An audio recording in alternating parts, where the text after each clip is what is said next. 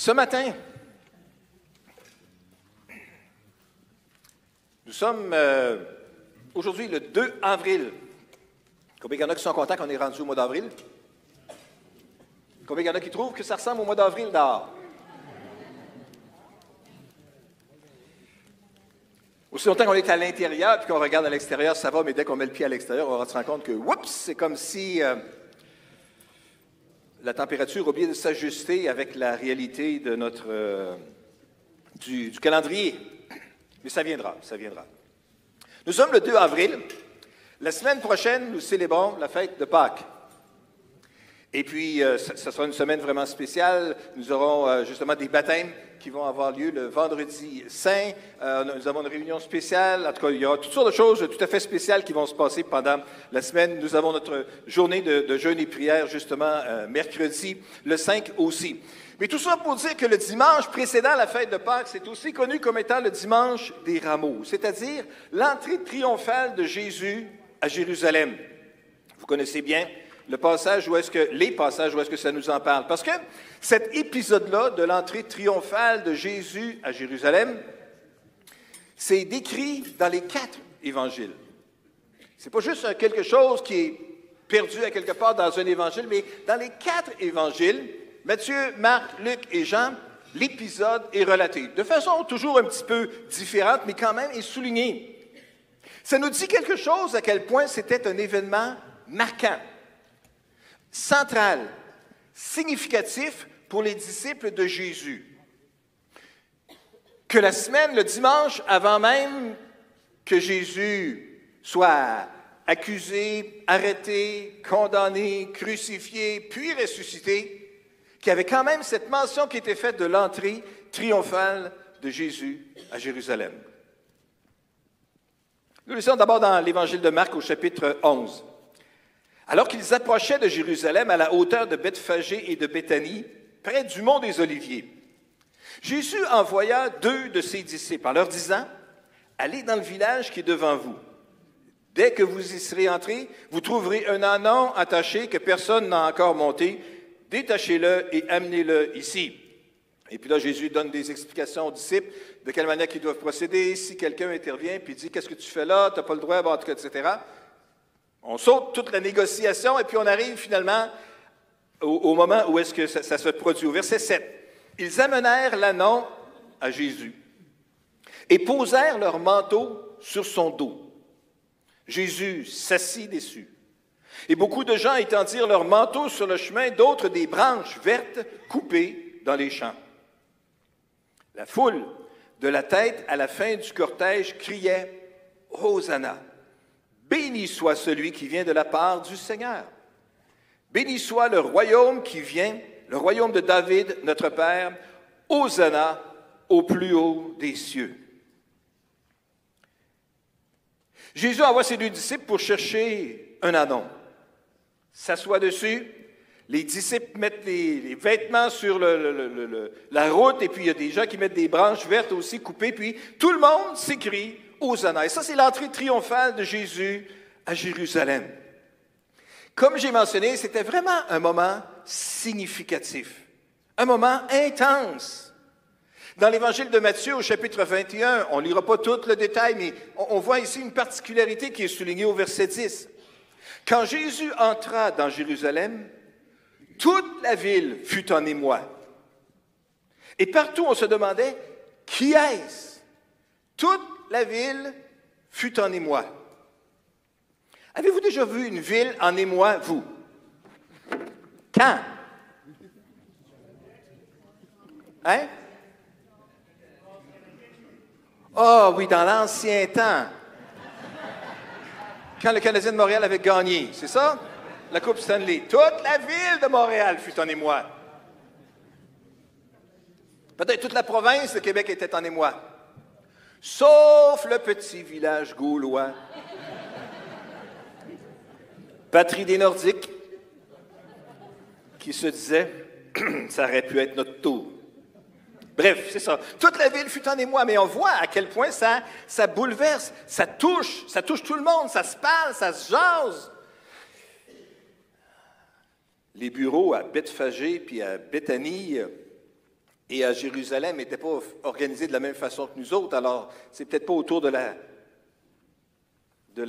la cafetière ou pendant la pause café que les habitants de Jérusalem parlaient. « Hey, as-tu entendu celui qui est venu? Qui est-il? Qui est-ce exactement? » Toute la ville était en émoi. Ça nous donne une idée de l'intensité de ce qui se produisait. Et puis, ça touchait les gens parce qu'ils avaient vu, parce qu'ils avaient entendu parler. Dans l'Évangile de Jean, chapitre 12, c'est ce que Jean l'évangéliste nous dit justement. Tous ceux qui étaient avec Jésus, lorsqu'il avait appelé Lazare à sortir du tombeau et l'avait ressuscité d'entre les morts, témoignaient de ce qu'ils avaient vu. Si vous puis moi, on avait été là quand Jésus avait appelé Lazare, est-ce que ça nous aurait marqué? Hein? Je pense qu'on a, franchement, c'est... Voyons donc, ça ne se peut pas. Il sentait déjà, sa sœur le disait. Hein? Il était déjà en train de se décomposer. Comment est-ce que... Mais quelle puissance il y a dans cette parole-là! Jésus qui ordonne à des morts de revenir à la vie. Alors les gens rendaient témoignage de ce qu'ils avaient vu. Et d'ailleurs, si les foules venaient si nombreuses au-devant de lui, c'était aussi parce qu'elles avaient entendu parler du signe miraculeux qu'il avait accompli. Alors le miracle de la résurrection, du retour à la vie de Lazare, avait tellement marqué les gens qui avaient vu, qui en parlaient, ils en témoignaient, puis les gens n'entendaient parler, puis voulaient voir celui qui avait accompli cela. La ville était en émoi. C'était intense. Les gens disaient ce qu'ils avaient. Au verset, dans l'Évangile de Luc, le 4e évangéliste ici, là, nous résume tout ça dans un verset au verset 37. Comme ils approchaient de Jérusalem en descendant le mont des Oliviers, toute la multitude des disciples, dans un élan de joie, se mit à louer Dieu d'une voix forte pour tous les miracles qu'ils avaient vus. L'Évangile de Luc commence en disant qu'il y en a plusieurs qui ont eu le désir d'écrire les récits de ce qui était arrivé dernièrement, puis moi aussi, je me suis senti poussé par l'Esprit d'écrire et tout ça, ce qui vient de se produire. Et puis on voit Luc, le médecin bien-aimé, comme Paul nous le présente dans les Épîtres, un homme soucieux qui fait un choix de termes et puis d'une description précise de ce qu'il y avait. Nous rend ici dans un seul verset, dans une seule phrase, dans le fond, là, toute l'intensité de ce qui était en train de se produire. D'abord, ça nous parle de la multitude des disciples. Il y avait du monde, vraiment beaucoup de monde. Comme on a vu tantôt, hein, toute la ville était en émoi, la multitude des disciples. Et il y avait un élan de joie. Un peu comme justement une célébration d'un gain particulier ou d'un événement particulier qui se produit. Un élan de joie était là. Particularité, c'est qu'ils se mirent à louer Dieu. C'est pas juste « Yeah! Wouh! On l'a eu! Hey! Ra, ra, ra! » Peu importe qu'est-ce que c'est l'expression qu'on pourrait avoir pour manifester notre joie. Ici, ça nous dit que l'expression se faisait dans la louange. Louer Dieu. Gloire à Dieu dans les lieux très hauts. Hein? Hosanna, béni soit celui qui vient au nom du Seigneur. Loué soit l'Éternel. Et la Bible nous dit qu'il le faisait d'une voix forte. C'était pas juste loué soit l'Éternel. C'est bien de louer Dieu tranquille chez nous, à la maison et tout ça, là, puis si on ne veut pas déranger trop les voisins autour de nous autres, c'est correct. Mais il y a un moment aussi pour être plus expressif peut-être aussi. Et de peut-être monter le ton et monter la voix. Je peux juste vous proposer comme ça, c'est juste une idée. Quand vous êtes seul dans le véhicule, dans votre voiture, vous pouvez fermer la radio, fermer toutes les autres affaires, puis vous pouvez vous exprimer aussi fort que vous le voulez. Si les vitres sont bien montées, les voisins ne vous entendront pas. S'ils se retournent, par exemple, pendant le temps que vous exprimez votre joie, c'est parce que le débit est pas mal fort aussi. C'est correct. Il y a un temps pour louer Dieu d'une voix forte. Et les gens le louaient pour tous les miracles qu'ils avaient vus. Louer Dieu. Exprimer notre gratitude envers Dieu, c'est important. La louange devrait faire partie intégrante de notre vie. Si souvent, vous puis moi, nos prières consistent plus en requête qu'en action de grâce. On est tellement concentré sur nos problèmes, sur nos besoins, qui, franchement, pour être vrai et honnête, des fois sont grands aussi, hein, puis nous dépassent. Et puis, je comprends ça, je ne juge pas, je ne condamne pas, mais on est tellement concentré sur nos problèmes et nos besoins qu'on prend pour acquis souvent les bienfaits de Dieu. Pourtant, la Bible nous dit dans le psaume 92, versets 2 et 3, « Il est bon de louer l'Éternel, de célébrer par des chants le Très-Haut, et de proclamer dès le point du jour ton amour, tout au long des nuits, ta fidélité. Il est bon de louer l'Éternel. » Et pas juste parce que Jésus arrive à Jérusalem et tout le monde est en exclamation, puis extravagant dans son expression de louange à l'Éternel et dans la joie qu'il y a, mais il est bon en tout temps de louer l'Éternel. C'est bon pour nous. Il y a quelque chose qui se passe lorsqu'on loue l'Éternel.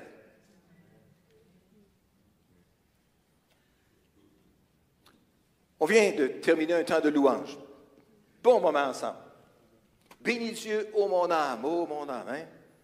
Magnifie son Saint-Nom, etc. Quand on loue Dieu ensemble, il y a quelque chose qui se passe. Il y a quelque chose qui se passe dans l'atmosphère. Il y a quelque chose qui se passe dans le ressenti. Je crois qu'il y a quelque chose qui se passe dans le monde spirituel. Il est bon de louer l'Éternel. Dans notre ville, à Québec, qui n'est pas tout en émoi dimanche matin, parce que le peuple de Dieu se réunit et veut louer le Seigneur, entendons-nous. La très grande majorité se remettent peut-être d'une soirée difficile, avec un mal de bloc, ou toutes sortes d'autres préoccupations. La ville n'est pas tout en émoi. Mais qu'à quelque part, il y ait un peuple de Dieu qui se réunit et qui loue l'Éternel. Qui loue l'Éternel à haute voix, avec une voix forte, avec une expression sincère, dans un élan de joie grand. C'est bon de louer l'Éternel. C'est bon de le célébrer, c'est bon de le proclamer. Lorsque nous sommes reconnaissants envers Dieu, peu importe nos circonstances, on glorifie le Seigneur.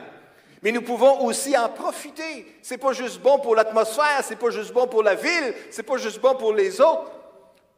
Quand vous louez le Seigneur, c'est bon pour moi, ça fait du bien à mes oreilles, à mon cœur, à mon âme, de vous entendre louer le Seigneur. Amen? Lorsque vous m'entendez louer le Seigneur, vous êtes bénis, vous autres aussi, hein? Ben, c'est dur de dire non, pasteur, hein? Ouais, c'est ça. Non, mais c'est vrai, lorsqu'on loue le Seigneur, lorsqu'on entend quelqu'un d'autre louer le Seigneur, ça nous fait du bien. Et si on n'est pas en air ou en désir de louer le Seigneur, peut-être que ça vient justement titiller quelque chose à l'intérieur. Comme David disait, « Bénis Dieu, ô mon âme », tu sais, qui donnait des coups de coude à son âme, dit « Let's go, c'est le temps de louer le Seigneur ». En entendant le peuple de Dieu louer l'Éternel, c'est bon pour moi, ça me fait du bien. Mais lorsque je loue l'Éternel, c'est bon aussi pour moi. Parce que notre génération est si intéressée à qu'est-ce que ça va me donner moi. Il est bon de louer l'Éternel parce que c'est bon pour moi. Il y a certains avantages à louer Dieu et à louer Dieu souvent. Parce que louer Dieu, ça va nous aider à recentrer notre attention sur Dieu. David dit, c'est bon de louer Dieu, de proclamer dès le point du jour ton amour, dès le point du jour, au tout début de la journée, lorsque le soleil s'élève. Quand on débute la journée en louant et en rendant grâce à Dieu, notre attention passe des pressions et des problèmes du jour vers sa bonté et son amour. On se lève le matin en se disant, bon, aujourd'hui, j'ai une grosse journée, hein?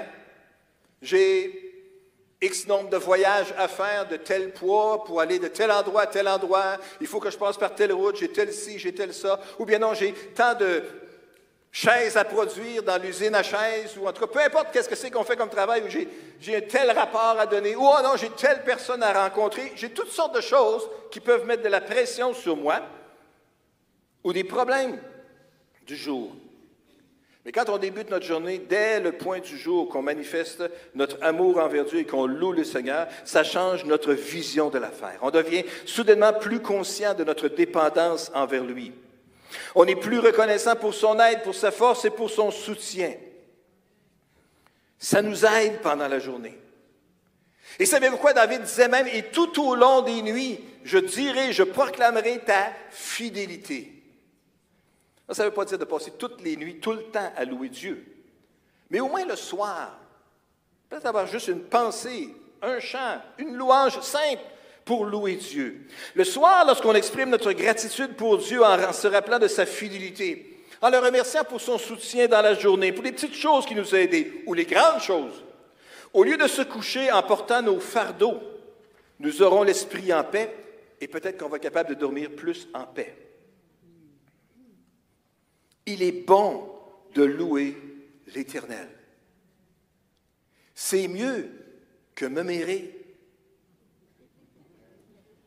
Me mérer. C'est-tu un vrai mot en français, ça? Bien oui, c'est un québécisme.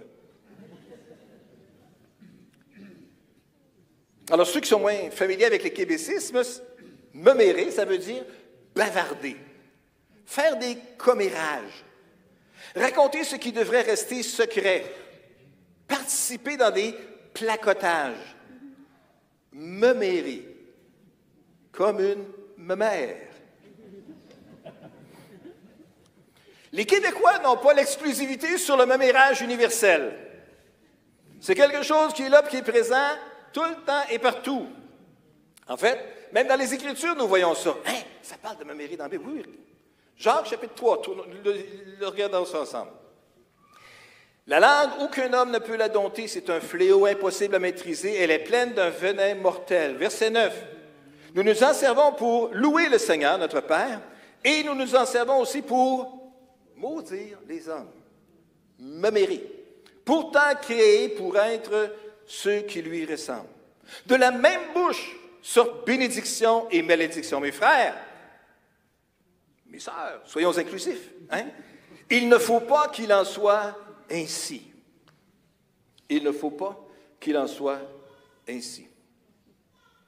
De la même bouche sort la louange. Puis on parle depuis tantôt de louer l'Éternel. Il est bon de louer l'Éternel. C'est ce que Dieu veut qu'on fasse, que notre bouche exprime notre gratitude, nos remerciements envers lui pour sa fidélité, sa grâce envers chacun de nous et toute intervention qu'il fait. Jean dit ici, de la même bouche sortent bénédiction et malédiction. Oh, bzz, bon, pas bon. Mes frères, il ne faut pas qu'il en soit ainsi. Fait que ça existait même dans le temps des disciples, même dans le temps de l'Église primitive. Tu sais, l'Église primitive qui était si intense, qui voyait des miracles se produire, ceux qui pouvaient entendre Pierre, Paul, Jacques, tous les autres, les disciples de Jésus, Jean, prêcher sur son célèbre discours sur l'amour et la grandeur de l'amour de Dieu et de son amour envers nous et tout ça. Tous ces gens-là qui voyaient ça, qui entendaient ça, qui étaient témoins de cela, qui expérimentaient ça dans leur propre vie, avec les persécutions qui venaient aussi, vivaient aussi la difficulté de contrôler ce qui sortait de leur bouche. De la même bouche sortent bénédiction et malédiction. Mes frères, il ne faut pas qu'il en soit ainsi. Un petit peu plus loin dans dans l'Épître de Jean, au chapitre 4, verset 11, nous lisons, « Frères, ne vous critiquez pas les uns les autres. Celui qui critique son frère ou qui se fait son juge, critique la loi et la juge. Mais si tu juges la loi, tu n'es plus celui qui obéit, tu t'en fais le juge. Critiquez pas les uns les autres. » Ce matin, je ne veux pas lancer un message de condamnation et de mettre tout un vêtement de culpabilité incroyable sur les épaules de tout le monde. Mais j'aimerais juste semer la pensée, est-ce qu'il est possible qu'il nous arrive, à l'occasion, d'en dire un petit peu trop que ce qu'on devrait dire? À cette réponse-là, je pense qu'on pourrait dire probablement qu'on est à peu près tous coupables. Mais j'aimerais juste faire ce rappel-là ici qu'il est bon de louer l'Éternel. Quand on remplit notre bouche de louange, quand on remplit notre bouche de gratitude, notre cœur se remplit de reconnaissance envers Dieu. On est encore plus conscient de la grandeur de Dieu et on a peut-être moins envie de placoter et de mémérer sur un et l'autre concernant ce qu'ils ont fait ou ce qu'ils n'ont pas fait, les choix qu'ils ont faits ou qu'ils n'ont pas faits. 1 Pierre, chapitre 2, verset 1 dit « Rejetez donc toutes les formes de méchanceté, de ruse, l'hypocrisie, la jalousie et toute médisance. » Tu sais, dans l'Église primitive, c'était pas si jojo que ça, dans le fond, hein? Quand on regarde les termes que Pierre utilise ici, là, rejetez tout ça, là, la méchanceté, la ruse. Hein, voyons donc. Hein? Il y en a qui faisaient des entourloupettes pour essayer d'en piéger d'autres. Mais l'hypocrisie, voyons donc. La jalousie. Voyons, non, on est tous égaux, on appartient tous au peuple de Dieu. Il n'y a pas de jalousie. Il y en avait dans l'Église primitive. Heureusement, on a été guéris de ça depuis longtemps. Toute médisance. La médisance, c'est encore le mémérage ici. La médisance, c'est l'action de dénigrer, d'accuser quelqu'un, de tenir sur quelqu'un des propos malveillants. Des propos malveillants. Hein? Elle est donc bien ci, il est donc bien ça, il est donc bien pas ci, il est donc bien pas ça. Toutes sortes de choses qui peuvent se dire. Il ne faut pas, mes frères, qu'il en soit ainsi. Dans le livre d'Éphésiens, Paul dit, au chapitre 4, verset 29, « Ne laissez aucune parole blessante franchir vos lèvres, mais seulement des paroles empreintes de bonté, qu'elles répondent à un besoin et aident les autres à grandir dans la foi. Ainsi, elles feront du bien à ceux qui vous entendent. » Encore une fois, ici, dans un seul verset, comme il y a un résumé incroyable ici de tout ce qui ne devrait pas se faire et de tout ce qui devrait se dire. D'abord, qu'il n'y ait pas de paroles blessantes. Dans mon expérience, je sais que ça m'arrive des fois de dire des paroles qui sont blessantes, sans qu'elles aient nécessairement l'intention originale d'être blessantes. Mais ça peut blesser pareil. Mais qu'il n'y ait pas donc de paroles blessantes qui sortent de notre bouche, encore moins volontairement, mais que ce soit plutôt des paroles qui sont pleines de bonté. Pleines de bonté. Des paroles qui répondent à un besoin et qui vont aider les autres à grandir dans la foi, qui vont faire du bien à ceux qui les entendent. Un peu plus loin, au verset 31, nous lisons « Amertume, irritation, colère, éclat de voix, insulte. Faites disparaître tout cela du milieu de vous, ainsi que toute forme de méchanceté. » Décidément, donc, il était vraiment pris dans ce beau biais-là. Mais ce n'est pas écrit à tout le monde, en même temps, le même mois. Mais c'est juste que c'est une particularité qui était là, qui était présent, et qu'on peut simplement soupçonner que peut-être c'est quelque chose qui est encore présent aujourd'hui. Oui, mais tu sais, pasteur, il ne faut pas capoter non plus avec ça. On peut toujours bien parler, puis juste s'exprimer, puis juste être authentique, puis dire les choses comme elles sont, les vraies. Oui, mais il faut juste penser avant de parler, peut-être. Parce que Jésus dit dans Matthieu chapitre 12, verset 36, et ça devrait nous faire réfléchir aussi avant de parler. « Je vous le déclare, au jour du jugement, les hommes rendront compte de toute parole sans fondement qu'ils auront prononcée. » Rendront compte de toute parole. Ouais, mais c'est juste une parole. Rendront compte de toute parole sans fondement. Ou dans une autre traduction, ça nous dit toute parole vaine. Dans une autre traduction encore, ça nous dit toute parole inutile. Est-ce que cette parole-là que je suis sur le point de prononcer, elle est utile? Elle est bonne? Dans la Grèce ancienne, il y avait un philosophe qui vivait au 5e siècle avant Jésus-Christ du nom de Socrate. Avez-vous déjà entendu parler de Socrate? Socrate, un philosophe. Et un jour, dans la Grèce ancienne, une connaissance, on nous dit, qui s'est approché du grand philosophe Socrate et qui lui a dit « Est-ce que tu sais ce que je viens juste d'entendre concernant ton ami? » « Attends une minute, lui dit Socrate. Avant de me dire quoi que ce soit, passons ce que tu veux me dire à travers le triple filtre, le filtre triple.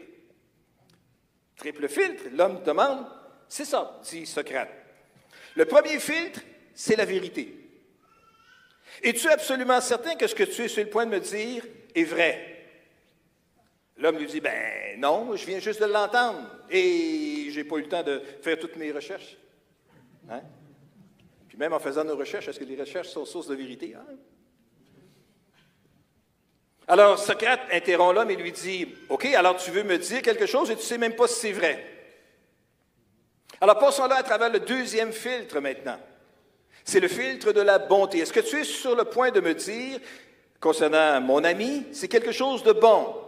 L'homme dit, non, au contraire. Mais Socrate l'interrompt encore et lui dit, alors tu veux me dire quelque chose de mal à son sujet et tu n'es même pas certain si c'est vrai. OK, alors passons le troisième filtre, le filtre de l'utilité. Est-ce que ce que tu es sur le point de me dire concernant mon ami, c'est quelque chose qui va être utile pour moi? L'homme lui dit, bien, pas vraiment. Bon, bien, Socrate conclut en disant, bien, si ce que tu veux me dire n'est ni vrai, ni bon, ni utile, pourquoi le dirais-tu de toute façon? Le triple filtre de Socrate. Intéressant. Si ce que vous allez dire aux autres n'est pas vrai, n'est pas bon, n'est pas utile, ne le dites pas. Le triple filtre, dans le fond, c'est est-ce que c'est vrai? Est-ce que c'est bon? Et est-ce que c'est nécessaire ou est-ce que c'est utile? Et c'est drôle comment ça me rappelle un peu le message de la semaine dernière de notre frère Simon qui parlait qu'en Jésus est venue la bonté et la vérité. La bonté et la vérité sont dans le triple filtre ici. Hein? Est-ce que c'est vrai? Est-ce que c'est bon? Et est-ce que c'est nécessaire ou est-ce que c'est utile? Dans Éphésiens, chapitre 4 et verset 29, si tu peux juste le ramener, Lydia, s'il vous plaît. Ça nous dit qu'il n'y a pas de paroles blessantes qui sortent de votre bouche. Ne laissez aucune parole blessante franchir vos lèvres, mais seulement des paroles empreintes de bonté. Qu'elles répondent à un besoin et aident les autres à grandir dans la foi. Ainsi, elles feront du bien à ceux qui les entendent. Ça parle ici de bonté. Ça parle de répondre à un besoin, donc quelque chose qui est utile, quelque chose qui est nécessaire. Bien sûr, des paroles qui sont remplies de vérité aussi, qui vont aider les autres à grandir dans la foi. On voit ici une similarité entre Éphésiens 4, 29 et le triple filtre de Socrate.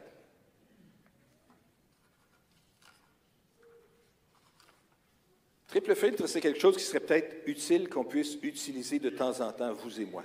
En fait, tout le temps. Quand je suis sur le point de partager quelque chose, une histoire que j'ai entendue, est-ce que c'est vrai? Oui, mais je l'ai vu de mes propres yeux. J'ai vu récemment une expression concernant le fait de voir quelque chose, jusqu'à quel point que c'est la vérité.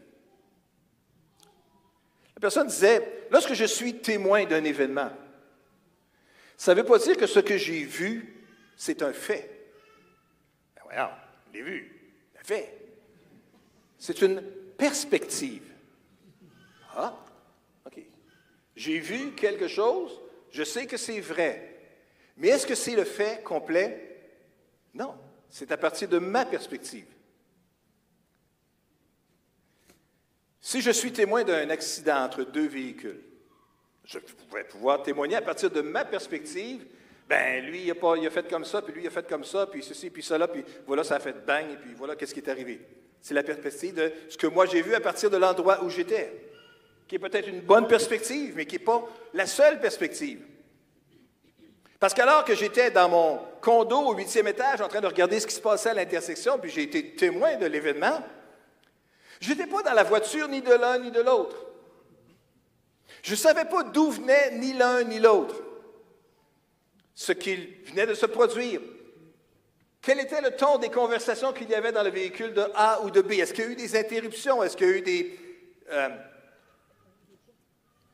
eu une distraction quelconque qui est arrivée? Dans le deuxième véhicule, est-ce que j'étais avec le chauffeur dans les minutes qui ont précédé ou dans les heures qui ont suivi? Qu'est-ce qu'il avait bu? Qu'est-ce qu'il avait consommé? Je ne sais pas. Moi, j'ai juste vu quelque chose qui vient de se produire. Mais juste pour vous dire que ce n'est pas parce que je vois quelque chose que ça veut dire que j'ai l'image globale. Mes amis, des fois, on va entendre des bouts de conversation. Puis ce n'est qu'un bout de conversation. On n'a pas l'introduction ni la conclusion, mais on prend juste un petit bout. Et quand on prend juste ce petit bout-là, puis on l'étire, et on l'imagine, et on le nourrit de toutes sortes d'idées qu'on pourrait avoir, ça peut donner une histoire complètement différente de la réalité. C'est pour ça que, avant de répéter ce qu'on entend des fois, en petites brides, réfléchissons juste. Est-ce que c'est vrai? Est-ce que je suis sûr que c'était véritablement ça, l'intention de la personne? Deuxièmement, si je le répète à quelqu'un d'autre, est-ce que ça va dire du bien de cette personne-là? Parce qu'entre vous puis moi, je peux juste vous rappeler qu'on est tous pécheurs? On va tous manquer notre coup de temps en temps. On va tous rater la cible, comme ça nous dit qu'est-ce que c'est le péché. Hein? On va manquer notre shot, on s'enligne par là, mais on se ramasse dans le mur. Bien, c'est ça, ça l'arrive. Et ça l'arrive à tout le monde. On peut juste se laisser un peu d'espace, de se relever un coup qu'on a frappé le mur, puis de reprendre la direction de la porte, avant de condamner. Juste prendre le temps de se demander, est-ce que c'est vrai? Est-ce que c'est bon? Puis est-ce que c'est nécessaire? Et si on fait ça, on va vous dire une affaire qu'on va sans aucun doute réduire de pas mal le mémérage ou le commérage. Hein? La Bible nous dit dans le livre de l'Ecclésiaste au chapitre 3 et au verset 7, il y a un temps pour toutes choses sous le soleil. Hein? Un temps pour naître, un temps pour mourir, un temps pour chanter, un temps pour pleurer, un temps pour parler et un temps pour un temps pour se taire. Ça existe, ça. C'est correct, c'est biblique. Que des fois, on n'est pas tout obligé de tout dire. Des fois, on veut tout dire parce que on pense que ça va nourrir peut-être quelque chose dans notre ego, dans notre image de nous, hein, en disant, moi, je sais telle chose, ah ouais, je sais qu'est-ce que lui a fait, puis qu'est-ce qu'elle a fait, puis qu'est-ce que ci, puis qu'est-ce que ça. Est-ce que c'est vrai? Est-ce que c'est bon? Et est-ce que c'est utile? Est-ce que c'est nécessaire? Je vous dis tout ça pour vous dire qu'il est bon de louer l'Éternel, c'est mieux que me mérir. Amen? Mais il y a d'autres bienfaits à louer Dieu. Louer Dieu, ça va nous aider à nous recentrer notre attention sur Dieu. J'aimerais juste vous proposer également aussi que de louer l'Éternel, louer Dieu, ça va nous libérer de l'inquiétude aussi. Parce que voyez-vous, nous vivons dans un monde au rythme accéléré, rempli de pression, d'attente et de stress. Vous savez ce que je veux dire? Quand l'inquiétude, la crainte ou l'anxiété nous remplissent, c'est là où nous avons le plus besoin de louer Dieu. Philippiens chapitre 4, versets 6 et 7 nous dit, « Ne vous mettez en souci pour rien, mais en toute chose, exposez vos besoins à Dieu. » Donc, priez, parlez à Dieu. Hein? Adressez-lui vos prières, vos requêtes, en disant aussi votre reconnaissance. Et alors, la paix de Dieu qui surpasse tout ce qu'on peut concevoir gardera votre cœur et votre pensée sous la protection de Jésus-Christ. Pas se mettre en souci pour rien, pas s'inquiéter de rien. Oui, mais il y a des grosses choses qui peuvent m'inquiéter, pasteur. Oui, je comprends. Mais est-ce que tu peux exposer ton besoin à Dieu? Et quand Paul parle d'exposer notre besoin à Dieu, il ne fait pas juste dire, vous prierez là-dessus. En fait, c'est ça qu'il dit, mais en y allant un peu plus profondément. Adressez-lui des prières, des requêtes et votre reconnaissance. Vos prières pour prendre le temps de réfléchir, de voir la grandeur, la majesté de Dieu, pas juste rentrer avec précipitation puis juste domper le besoin, mais prendre le temps de voir la grandeur de Dieu, de voir à qui je m'adresse. Notre Père qui est dans les cieux, voir la grandeur de Dieu qui est dans les cieux. Deuxièmement, il parle de requête. Requête, ça parle ici de l'intensité, ça parle de la façon dont on présente notre besoin à Dieu. C'est-à-dire pas avec un cœur partagé, qu'est-ce que c'est le terme que je cherche? Banal, c'est juste quelque chose de simple comme ça. Non. Allons-y avec intensité, avec un cœur qui n'est pas partagé, mais qui est vraiment intense. Et troisièmement, allons-y avec reconnaissance, en prenant le temps de dire merci. Paul dit, ne vous mettez en souci pour rien, mais dans le fond, prenez le temps de tout exposer vos besoins à Dieu. On est si souvent dans notre vie prompt à prier pour les grosses choses, mais pas pour les petites choses. jusqu'à ce que les petites choses grandissent et deviennent des grosses choses. Donc, inquiétez-vous pas de rien, mais priez donc pour tout. C'est ça l'idée ici, là.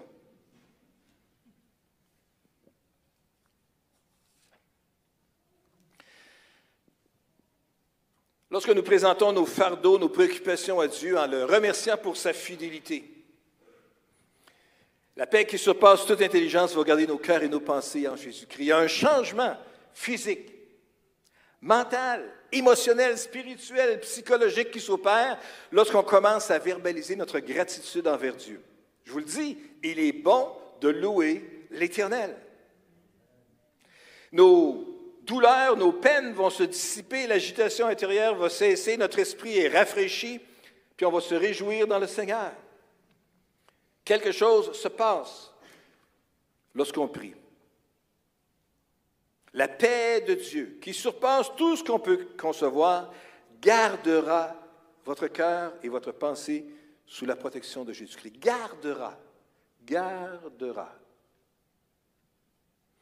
Quand l'apôtre Paul écrit ce texte-là, à partir d'une prison dans laquelle il est emprisonné, enchaîné, jour et nuit, à un garde. Il sait c'est qui le garde. Et le garde a entendu parler de qui c'était le gars qui gardait. Parce que lui, il parlait de Jésus. Et il racontait des histoires de Jésus. Et il écrivait des lettres. Et pensait, il faisait sans doute toutes sortes de réflexions concernant la personne de Jésus. Paul était enchaîné jour et nuit à un garde qui devait le garder. Et Paul nous dit que si on présente nos besoins régulièrement à Dieu dans une attitude de reconnaissance, la paix de Dieu va nous garder.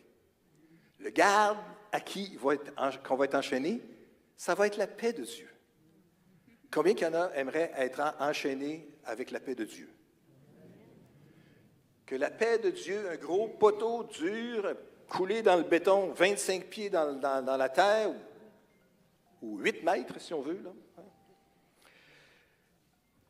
Que c'est marqué la paix de Dieu, que je suis enchaîné à ça. Et ça va garder mon cœur et mes pensées sous la protection de Jésus-Christ. Gardera vos cœurs et vos pensées sous la protection de Jésus-Christ. Quand on pense avec reconnaissance à la fidélité de Dieu dans notre vie, notre confiance peut augmenter. Parce qu'on se dit, s'il a pris soin de nous dans le passé, alors nous pouvons lui faire confiance pour aujourd'hui et pour demain. Dans 1 Jean, chapitre 5, verset 14, nous lisons, « Voici quelle assurance nous avons devant Dieu. Si nous demandons quelque chose qui est conforme à sa vérité, il nous écoute. Et si nous savons qu'il nous écoute, nous savons aussi que l'objet de nos demandes nous est acquis. Il nous écoute. Et s'il nous écoute, nous savons que ça nous est acquis. Si nous demandons quelque chose selon sa volonté, nous pouvons être certains qu'il nous l'accordera. » Louer l'Éternel. Ça nous aide à recentrer notre attention sur Dieu. Deuxièmement, ça nous libère de l'inquiétude. Et troisièmement, ici, ça fortifie notre foi. Quatrièmement, louer Dieu va nous être un bénéfice ou un bienfait pour nous dans notre vie aussi en dynamisant notre relation avec Dieu. Parce que voyez-vous, l'ingratitude finit par émousser notre perception spirituelle. Les actions de grâce peuvent ouvrir nos yeux à nouveau sur la grandeur du caractère de Dieu, de ses voies, de ses désirs et de sa puissance. Quand on le remercie, au lieu de simplement lui demander, notre relation avec lui s'approfondit et grandit. Nous prenons plaisir à l'honorer pour qui il est, et non pas seulement pour ce qu'il fait ou ce qu'il fera pour nous, mais juste pour qui il est. Et pendant qu'on le fait, on va se sentir rafraîchi. Notre point de vue va changer et on va se réjouir dans la bonté de notre Seigneur. Il est bon de louer l'Éternel. Maintenant, louer Dieu, ce n'est pas une formule magique qui transforme systématiquement et scientifiquement à toutes les situations de la vie de tout le monde. Mais l'expérience du peuple de Dieu à travers les années, ça a été que la paix de Dieu peut nous garder à travers toutes les circonstances, quelle que soit l'issue. Les 4 évangiles relatent ici l'entrée triomphale de Jésus à Jérusalem. Pour une raison, parce que c'est important. Est-ce que je peux inviter les musiciens à revenir, s'il vous plaît? Parce que c'est important.